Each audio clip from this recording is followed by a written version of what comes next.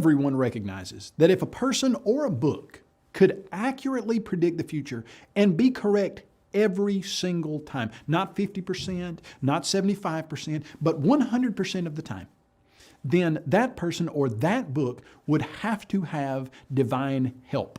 That is superhuman. Humans just cannot do that. Is there a book that does accurately predict the future and get it right 100% of the time? Yes, there is. It's called the Bible, and it contains scores of amazing prophecies that prove it to be from God.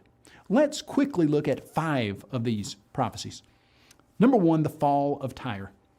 In the year 597 BC, the prophet Ezekiel made a bold proclamation against the city of Tyre.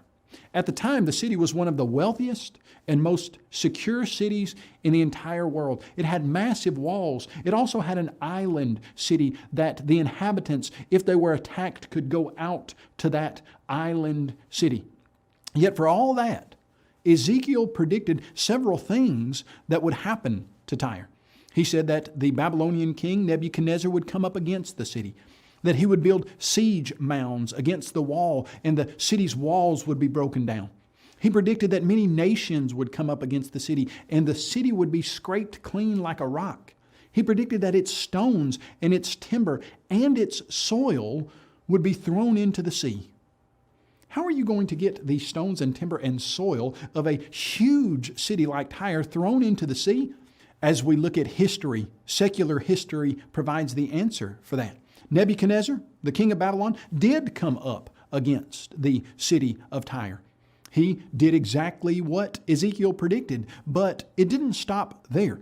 Because after he built a siege mound against Tyre, the inhabitants moved out to the island city and he couldn't attack it.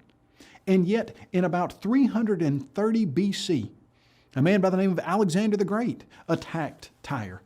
And the inhabitants did the same. They went out to that island city, but Alexander the Great wasn't happy with a simple victory over the mainland city. He took the rocks and the timbers and the soil and scraped them clean, dumped them into the sea, and made a causeway out to the island city. How could Ezekiel have looked into the future more than 250 years and predicted what would have happened? The reign of Cyrus. Isaiah wrote his prophecy in about 720 BC. In his book, he made a bold prediction that the great nation of Babylon would fall. He further specified that it would be destroyed by the Medes and the Persians, and then he narrowed the target and predicted that a king named Cyrus would be the man to conquer the city and the nation. Now, the interesting aspect of this prophecy was that it occurred almost 150 years before Cyrus ever even existed. Isaiah called him out by name.